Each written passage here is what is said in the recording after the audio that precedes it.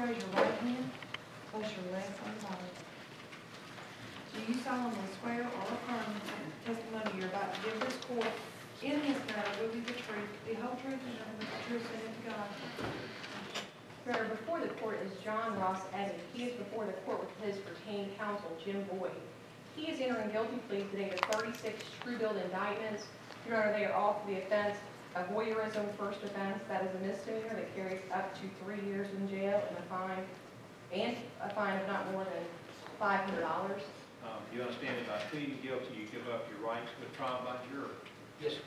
And if you give up your right to trial by jury, you also give up your right to assert any legal defenses you might have in a jury trial. Yes, sir.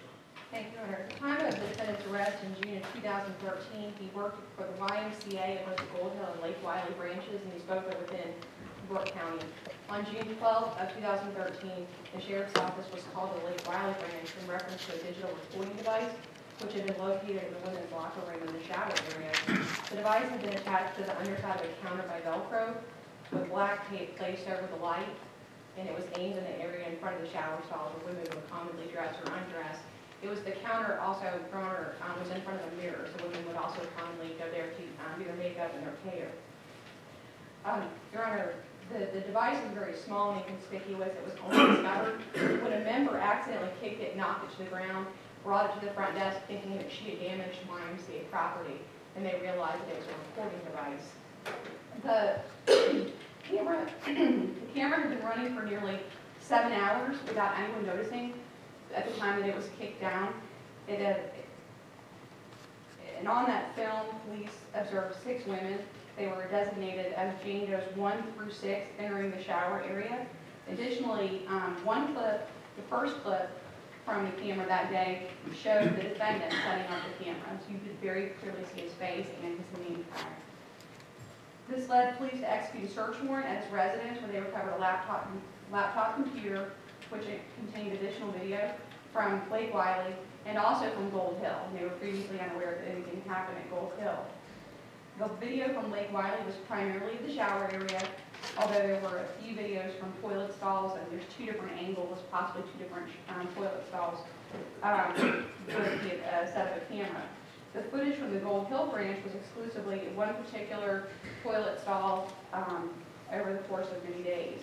We were able to confirm what appeared obvious from the video was that some of the women had appeared multiple times. Thus, one woman that had been designated as several different Jane Does. Ultimately, we were able to identify 25 women involving 36 warrants and 36 charges. And when we met and spoke with these women, none of these women consented to the recording.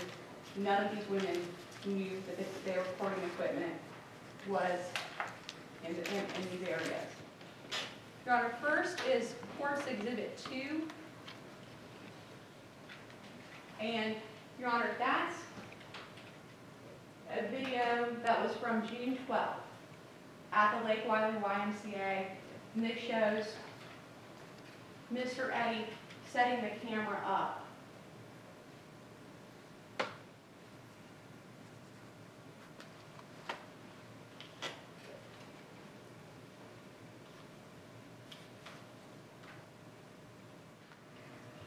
I would just like to say, because most of these other things have already been said, that I have been always treated with the utmost honor and respect. Every minute I've known Tom for 37 years. He raised our 5 children to be the very best father that I could ever dream of, and he is and always will be my best friend, and no one should ever feel sorry for me trusting this man with my welfare and the welfare of all our children over this time. I could probably not even exist myself without him. Everything else I think has probably been said. He is my best friend also. Maybe I already said that. Thank you, Your Honor. I wrote something down, and I won't need to read from it because it's been work in progress for the last 15 months. First and foremost, on my mind, and it's always on my mind every hour of every day. What's on my mind is the hurt that I committed. I hurt not only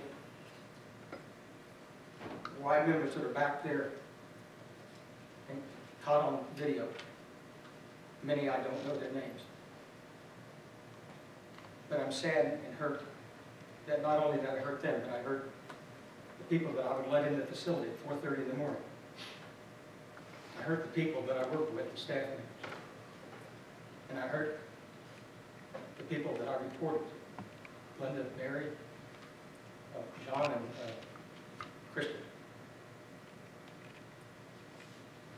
But I also hurt the ones I love. I'm going to turn around and say to each one of you ladies here that I am sincerely sorry. And I know sorry has been said in here a million times over, but I am sincerely sorry for what I did. I had no right to invade your privacy. I wish I could undo it. I wish I could go back when this all started, knowing now what I didn't know back then. But I am sincerely sorry. You know, I've got to consider all these victims in this case. He has affected a lot of lives. And the fact that he's getting help for it now, there's some reasoning given for it, doesn't change the fact that he's committed these crimes. And that justice requires some punishment, I think, for those crimes. What that punishment is a difficult thing for the court to determine. The other factor here is that this kind of conduct cannot be tolerated. And a message needs to be sent out to anyone else who might try to do something like this. And what I'm giving him is basically 9 years, 3 consecutive 3-year sentences